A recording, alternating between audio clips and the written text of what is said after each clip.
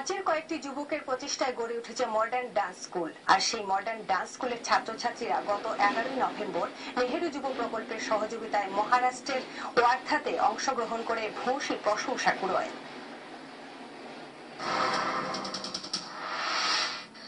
নভেম্বরের 11 থেকে 15ই নভেম্বর মহারাষ্ট্রের ওয়ার্ধাতে অনুষ্ঠিত হয় নেহেরু যুব প্রকল্পের উদ্যোগে রাষ্ট্রীয় বাল মহোৎসব। আর এতে রাষ্ট্রের 8 ক্ষুদে শিল্পী অংশগ্রহণ করে উপস্থিত সকলের ভূয়সী প্রশংসা কুড়োয়। 8 জন শিশু শিল্পী সহ 2 জন অভিভাবক এবং স্কুলের কর্মকর্তা রাহুল মজুমদার সহ 11 জনের দলটি রাজ্যের প্রতিনিধিত্ব করে।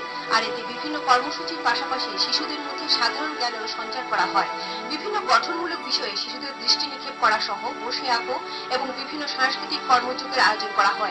এতে মডার্ন ডান্স স্কুলের শিশু শিল্পীরা তাদের নৃত্য পরিবেশন করে উপস্থিত সকলের মন কাড়ে বলে রাজ্যে ফিরে এসে জানান স্কুলের কর্ণধার Rahul Majumdar. Bureau report, news vanguard.